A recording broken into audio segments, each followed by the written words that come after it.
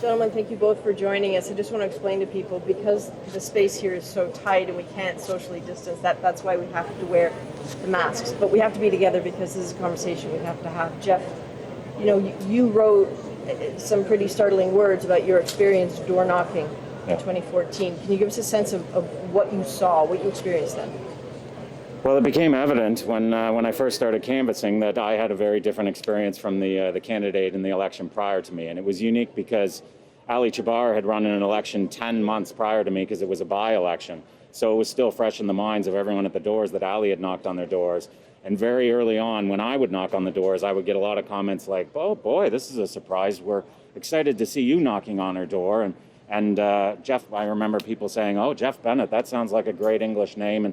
And just those sorts of comments. And the first couple, you're like, that must be a once-off. But it happened enough over the span of the campaign that I came to realize that Ali's experience running in London West was very different from mine for reasons they should not have been.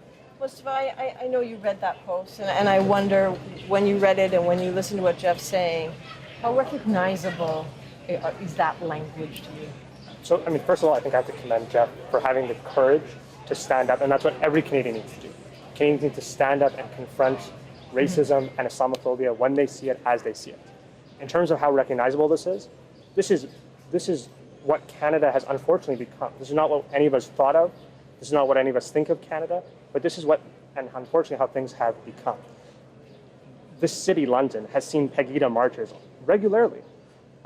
Other kinds of horrible, racist, white supremacist, Islamophobia-fueled things. It's not acceptable. It needs to stop. And it's, by the way, and it's not just a London problem. This is a Toronto problem. This is a Montreal problem. This is a Quebec City problem. This is an Alberta problem. It's a Canada problem. This is a Canada problem. So, Jeff, it's one thing to write that, but I think the question sort of I have, and you probably have it for yourself, is what did you do about it in the moment? What do you wish you had done?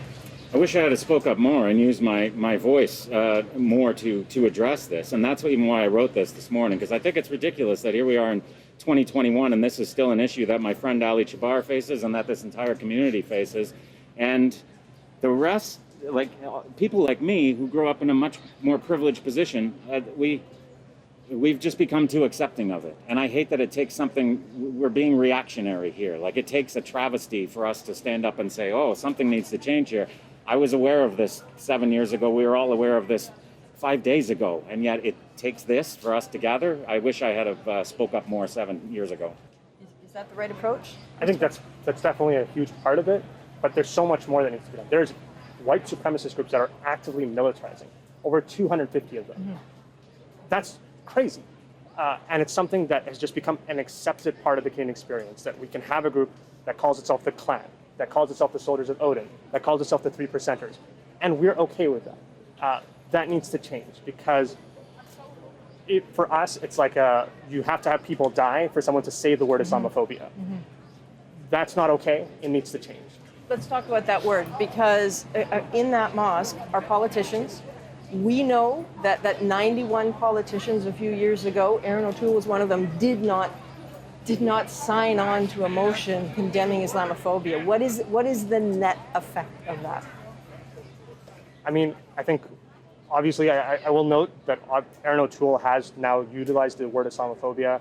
So has Blanchet, who historically did not use the word Islamophobia. There was a unanimous consent motion in the House today about it. But at the end of the day, the stance then was totally inappropriate.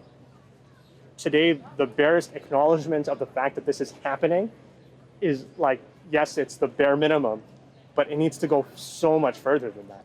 Just like we're now in the position of having to thank people for saying that racism, that hate, that Islamophobia is a real thing. Astonishing. One last thought, because we began with you. Do you have any thoughts for Mustafa, for the people here, Jeff? All I can do is offer apologies that more hasn't been done, and that's what I even wrote in my post. I'm sorry that I haven't stood up more in the past, but all I can do is try and change that going forward. And I think we need more authenticity out of it. We need to recognize that this is systemic racism. It's embedded in our society, and we need to take steps every day. All of us need to look in the mirror and realize that we're a major part of it. Personal steps. Personal steps. Gentlemen, again, thank you very much for your time. Very sorry that we're all here like this. Thank you. Thank you. Thank you.